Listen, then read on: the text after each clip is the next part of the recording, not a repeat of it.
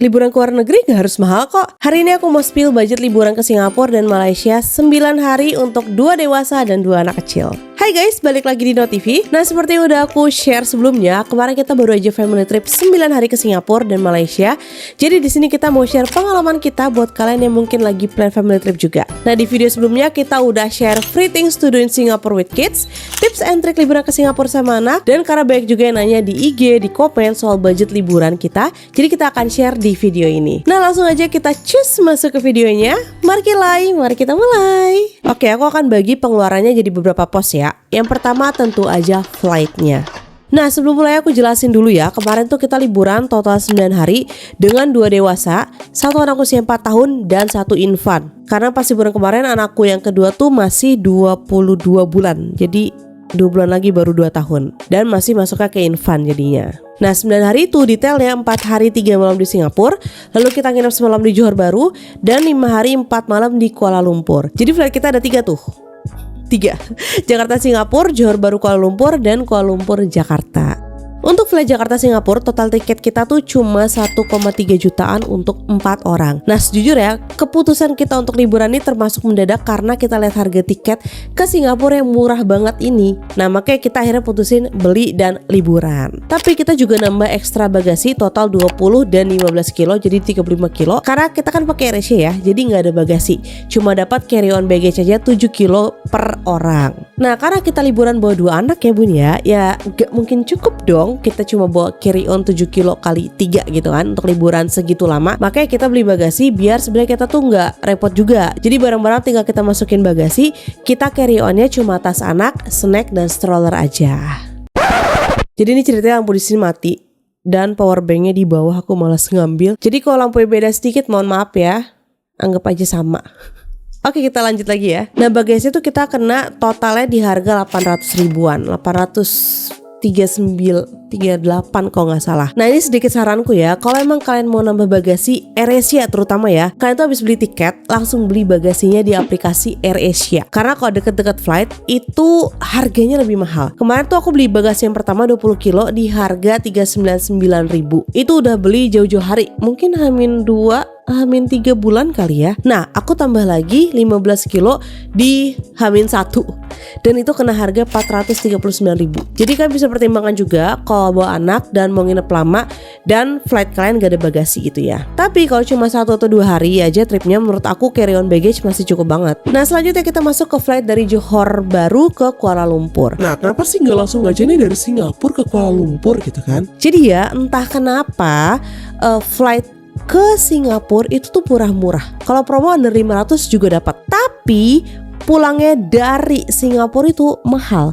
Ke Jakarta tuh dari Singapura sekitar 1,3 jutaan. Nah, kita kan berempat ya, kena hampir 4 jutaan lah ya. Sedangkan kode Johor Bahru ke Kuala Lumpur itu cuma 200 ribuan. Jadi kita putuskan ya udah deh, sambil kita istirahat gitu sehari sebelum main-main di KL, terus kalian juga kita mau laundry baju, jadilah kita ke Johor Bahru untuk flight ke Kuala Lumpurnya. Ya kalau dihitung itu sebenarnya sama hotel, sama makan, segala macam tuh jatuhnya lebih murah dibanding langsung dari Singapura. Nah, untuk tiket Johor Bahru KL itu kita dapat Malaysia Airlines, totalnya berempat 1,3 juta dan itu udah include bagasi 10 kilo kali 3. Sebenarnya ada AirAsia yang lebih murah, sekitar 200 ribuan aja tuh ada. Tapi nggak ada bagasi, jadi kita pilih yang ada bagasinya aja. Nah, terus dari Singapura ke Johor Bahru ya naik apa, Nay? Nah, nanti aku jelasin di section berikutnya ya. Lanjut flight pulangnya sekarang yaitu dari Kuala Lumpur ke Jakarta. Kita tuh naik Transnusa, total tiketnya sekitar 2,6 juta untuk berempat.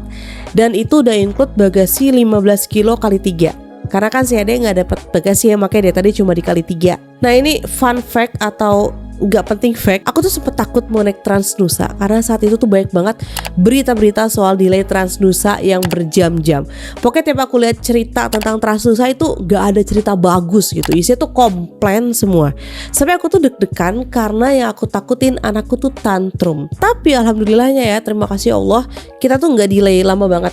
delay sih, tapi cuma sejam gitu dan masih acceptable menurutku. Nah jadi untuk flight sendiri total pengeluaran kita sekitar 6 jutaan. By the way tips dari aku ya, kalau kalian mau pesen tiket pesawat, pesen jauh-jauh hari atau cek harga untuk di jauh-jauh hari gitu, karena biasanya kalau deket-deket harga itu lebih tinggi. Terus buat kalian yang mau terbang bareng Infan, usia Infan di beberapa maskapai itu berbeda-beda. Ada yang 18 bulan, ada yang 24 bulan. Jadi kalian bisa cek TNC masing-masing maskapainya ya. Yang selanjutnya adalah budget accommodation.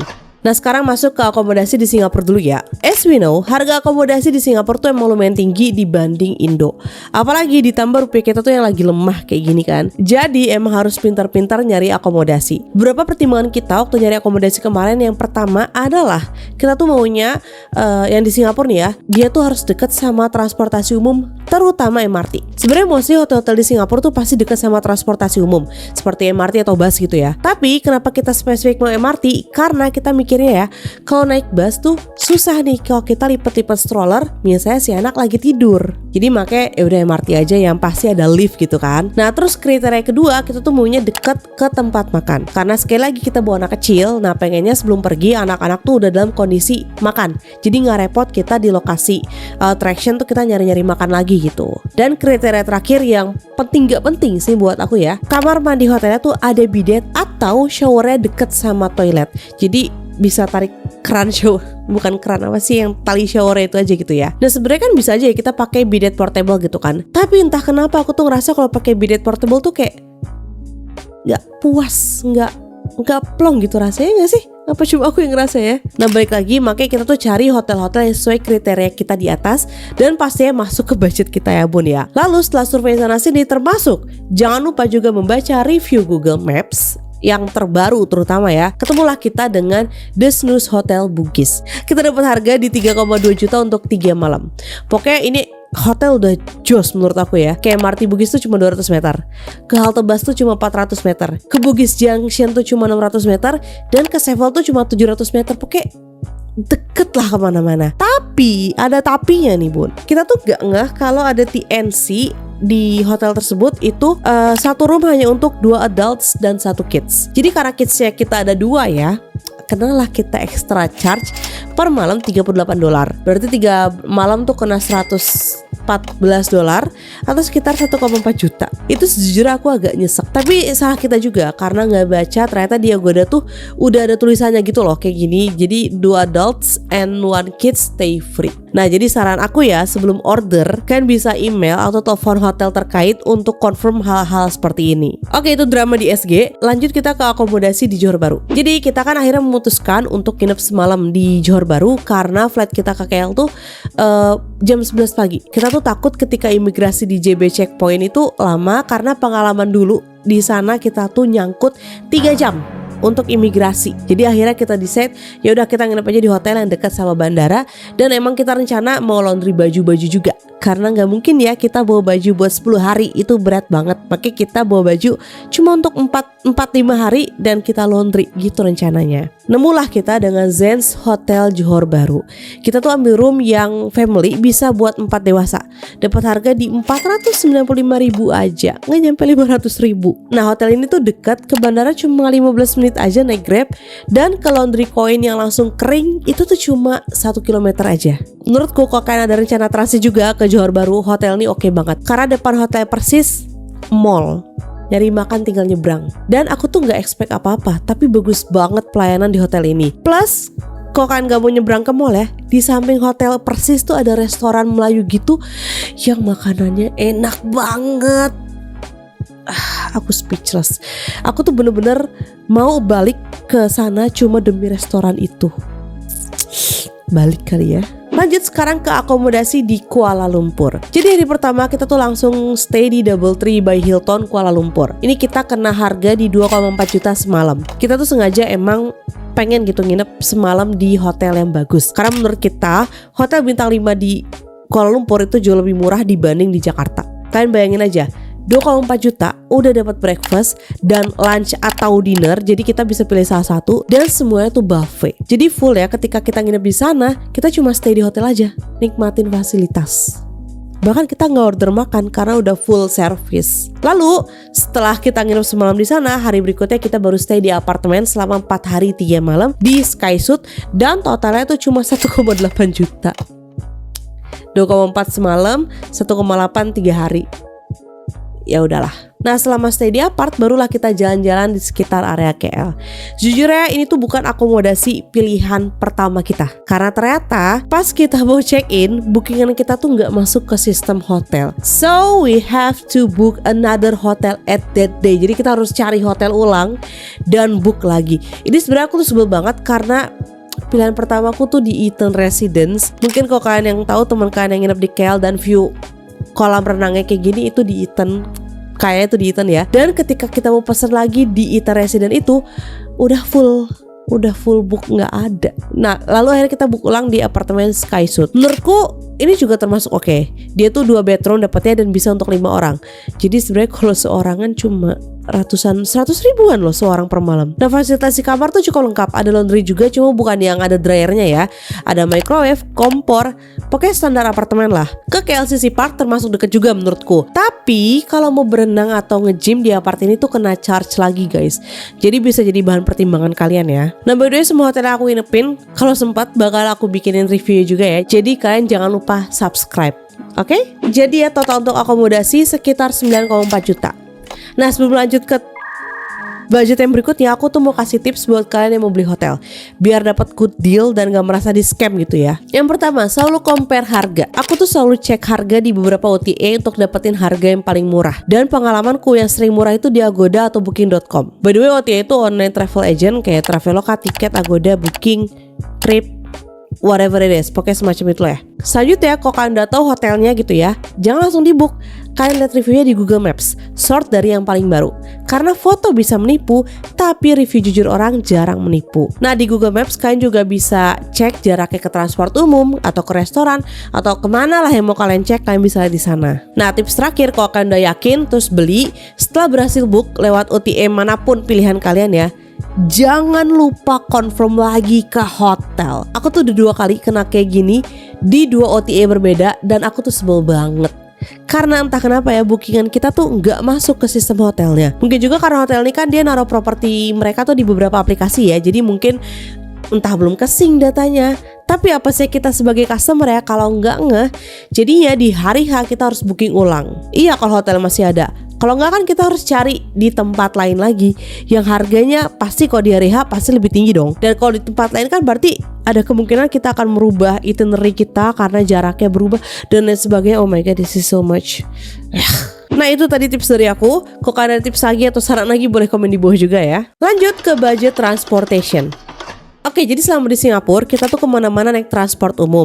Tapi kita juga udah siapin budget untuk naik Grab di jam tidur siang anak. Dan seandainya kita tuh kayak capek banget gitu. Jadi biar liburan tuh lebih nyaman. Walaupun memang Grab di sana tuh lebih tinggi harganya. Jarak deket aja tuh dia tuh sekitar $8 termurahnya. Itu kayak termurah yang pernah aku temuin, gak pernah di bawah itu. FYI di Singapura tuh gak ada Grab bike ya. Jadi cuma Grab car dan mobilnya tuh bagus-bagus.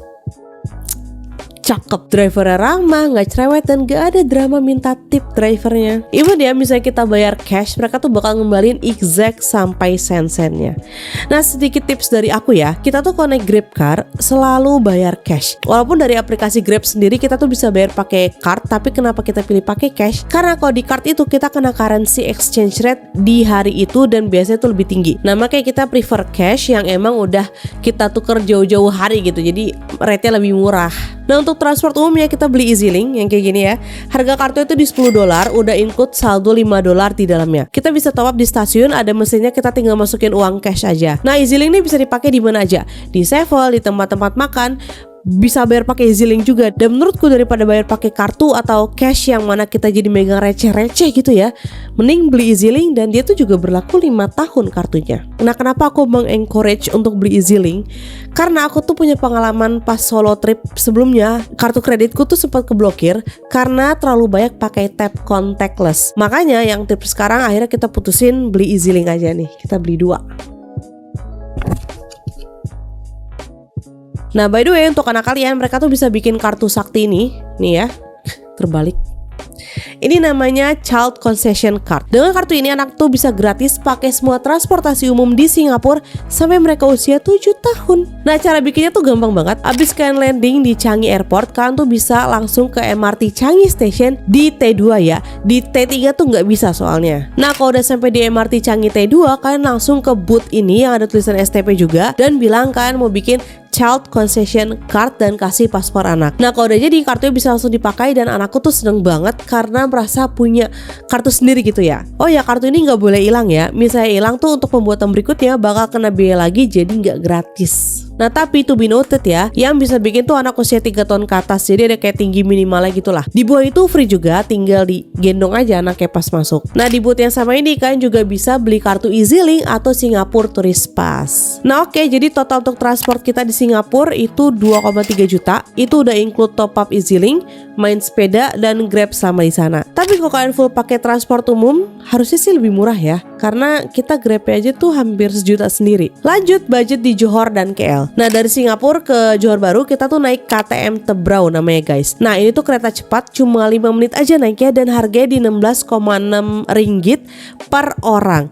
Anak di bawah 4 tahun free, jadi kita total bertiga tuh sekitar 187 ribuan. Nah, kenapa sih gak naik bis aja yang mana lebih murah? Paling cuma gak nyampe 5 ringgit sih harusnya ya. Nah, alasan kita naik ini jadi seperti yang udah aku mention sebelumnya ya. Cek imigrasi di JB Sentral berdasarkan pengalaman kita tuh lama. Terakhir ketika kita ke sana, kita tuh stuck 3 jam ngantri imigrasi. Dan aku lihat review-review di TikTok tuh juga pada bilang sama, bisa berjam-jam antri di sini.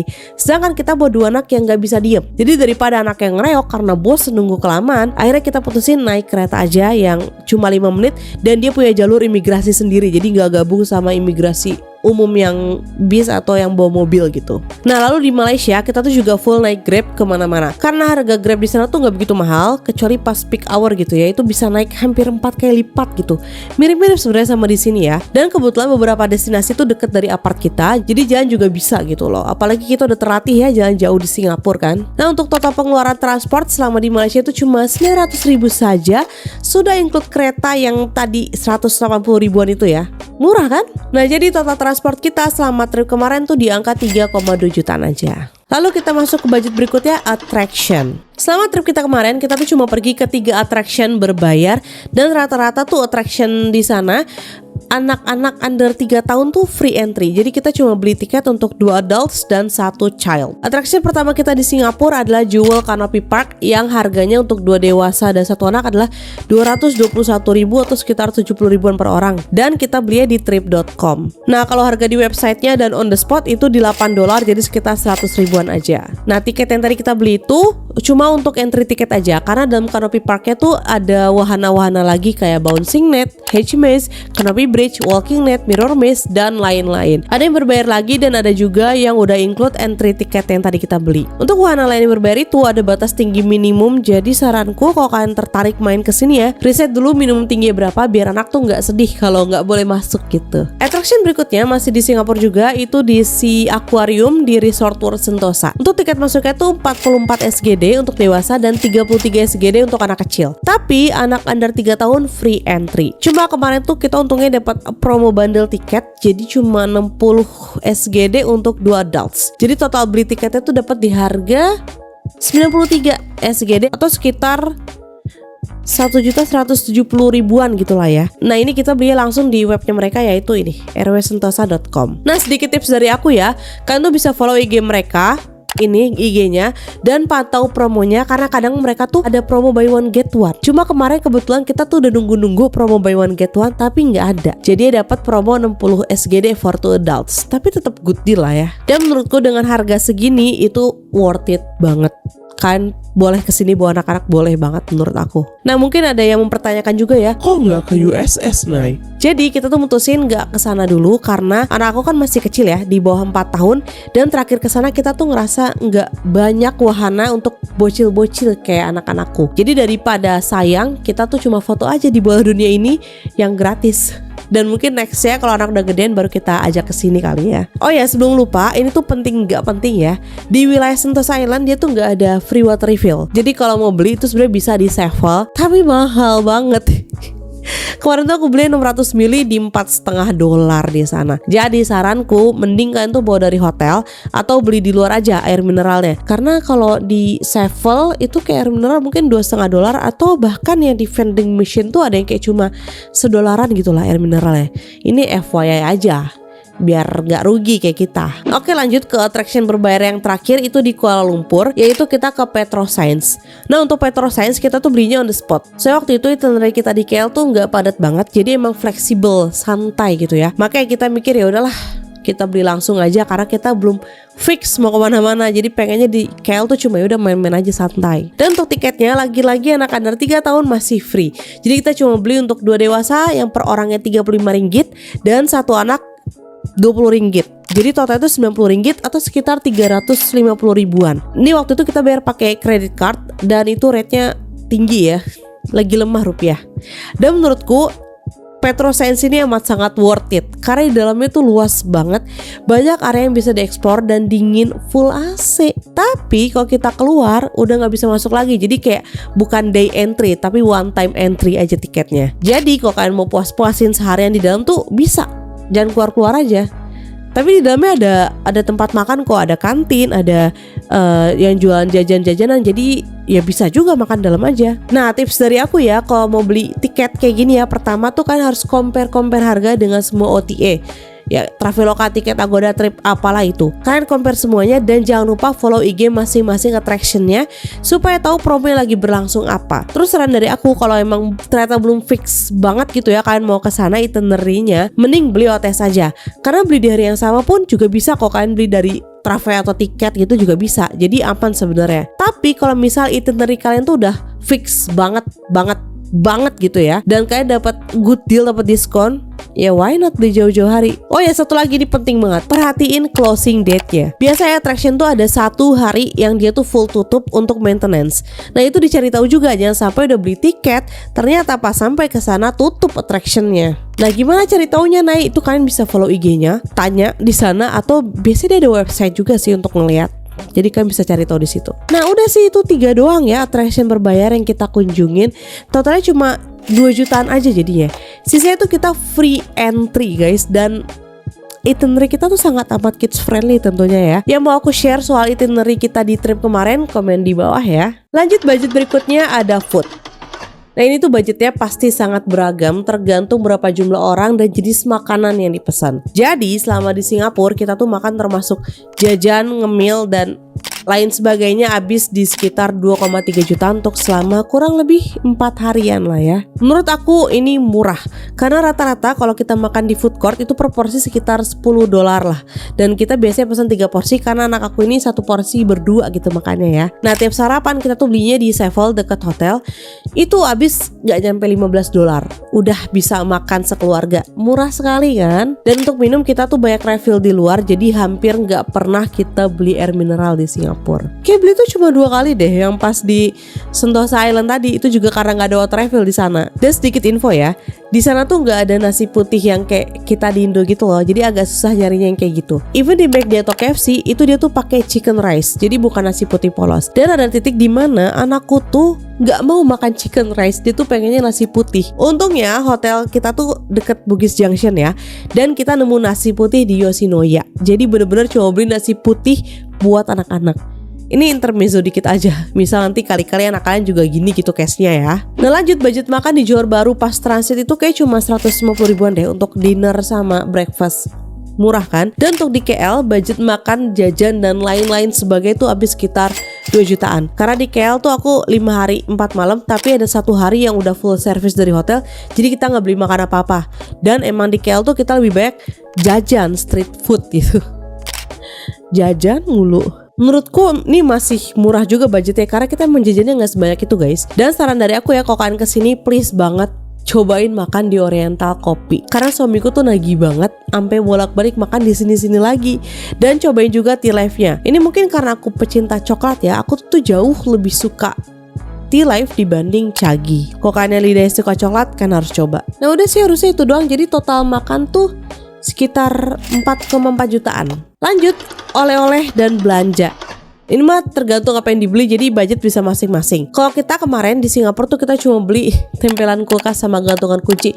Udah itu doang standar, yang penting ada oleh-oleh. Nggak ada yang lain-lain karena mahal ya bun di Singapura kan. Nah sedangkan di Malaysia itu barulah kita beli kayak ada gantungan, tempelan kulkas, jajan-jajanan coklat kayak Beryl, KitKat, Milo, teh tarik, mie, pokoknya sejenis-sejenis inilah. Sama baju-baju untuk keponakan sama anak gitu ya. Tapi kita tuh nggak belanja yang gimana-gimana, cuma yang sesuai kebutuhan aja gitu ya. Nah saran dari aku, kalau kalian lagi main ke KL, coba deh main ke Padini. Itu menurut aku bajunya cakep-cakep banget, gemes-gemes dan murah bun. Terus untuk sepatu ya, entah kenapa kayak Adidas gitu ya, size cewek di KL tuh ada ukuran yang gede dibanding di Indo. Di Indo tuh aku nggak pernah dapat sepatu cewek yang pas. Jadi kalau beli Adidas tuh selalu beli di yang model cowok. Dan ada juga beberapa model di KL ini yang gak ada di Indo. Jadi akhirnya yang beli sepatu suami anak aku. Enggak, aku gak beli, aku udah punya soalnya. Nah untuk totalnya kita sendiri habis under 5 jutaan lah pokoknya. But again, semua balik lagi ke belanjaan masing-masing ya. Nah itu dia video budget liburan di Singapura Malaysia selama 9 hari. Kok kalian pernah liburan ke sini? Habis budget berapa? Boleh spill juga dong di bawah. By the way, kalau kalian bingung mau kemana aja di Singapura, kalian bisa lihat videoku sebelumnya tentang free things to do with kids in Singapore. Dan ada juga video tips and trick liburan ke Singapura sama anak. Nah sekian video hari ini. Kalau ada info lain yang belum aku sampaikan, atau kalau kalian ada request untuk next video, bisa banget tulis di bawah atau DM IG ku @nadiarahmatin atau TikTok @rahmatinnadia. Maaf emang aku gak konsisten, tapi ya kalian bisa lihat di sini ya. Nextnya aku akan bahas itinerary liburan kita yang mostly free entry. Pokoknya jangan lupa subscribe biar gak ketinggalan videonya ya. Sekian video hari ini, semoga video bermanfaat. Sampai ketemu di next video. Bye bye. Suara gua habis.